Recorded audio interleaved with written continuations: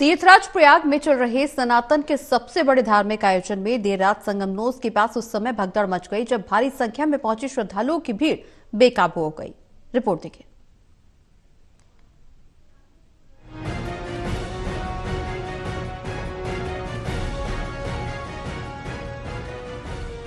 प्रयागराज में महाकुंभ के दूसरे सबसे बड़े स्नान पर्व मौनी अमावस्या के अमृत स्नान पर प्रयागराज के संगम तट पर पिछले 2 दिनों से करोड़ों की संख्या में श्रद्धालु पहुंच रहे हैं। यही नहीं, बड़ी संख्या में एक दिन पहले से ही श्रद्धालु संगम तट पर डटे हुए हैं। इससे घाटों पर भीड़ अनियंत्रित हो गई और देखते ही देखते संगम नोस के पास भीड़ का दबाव अचानक से बढ़ जाने की वजह से भगदड़ मच गई, जिसमें कई लोग दबकर जख्मी हो गए। खबर लगते ही पुलिस ने सभी घायलों को मेले में बने केंद्रीय अस्पताल और शहर के SRN अस्पताल में इलाज के लिए भर्ती कराया है।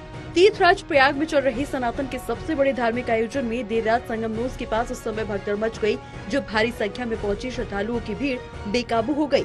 हादसे की खबर जंगल में आग की तरह फैल गई, लेकिन पुलिस प्रशासन ने घटना के बाद जिस तेजी से हालात को काबू किया, वहीं भारी भीड़ को प्रभावी ढंग से नियंत्रित भी कर लिया। प्रधानमंत्री नरेंद्र मोदी ने इस दौरान मृतकों के परिजनों के प्रति संवेदना जताई। उन्होंने कहा कि मैं उत्तर प्रदेश सरकार के साथ लगातार संपर्क में हूँ।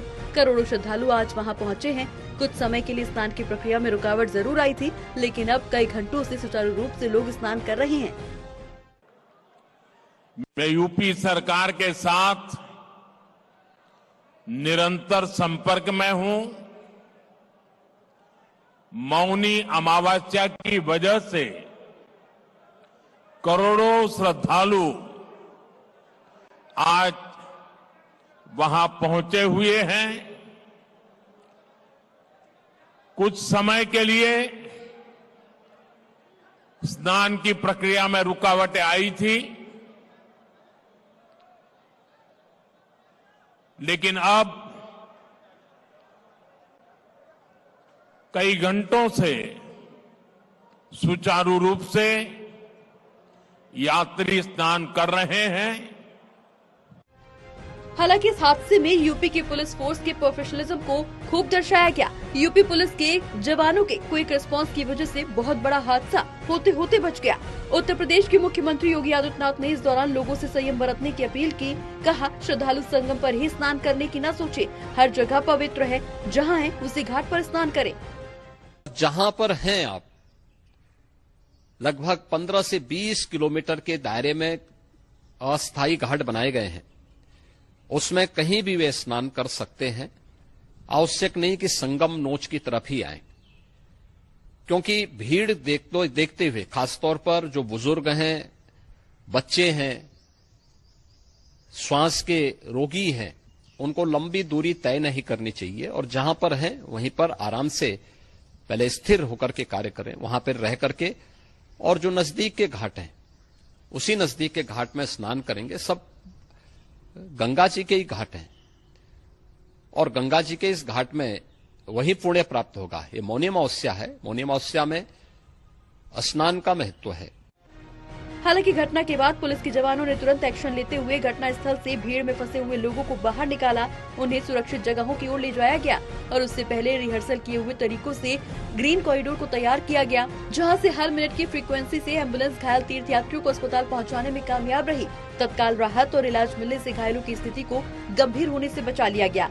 वहीं पूरे मामले को लेकर DIG वैभव कृष्णा ने जानकारी देते हुए बताया कि दुर्भाग्यपूर्ण तरीके से 30 श्रद्धालुओं की मौत हो गई, जिसमें से 25 की पहचान हो चुकी है। बाकी बचे हुए 5 मृतकों की पहचान अभी भी बाकी है, जिनका प्रयास जारी है। DIG ने बताया कि 90 लोग घायल हैं। हालांकि कुछ लोगों को इलाज के बाद घर भेज दिया गया है, लेकिन 36 घायल अभी भी अस्पताल में भर्ती हैं, जिनका इलाज जारी है।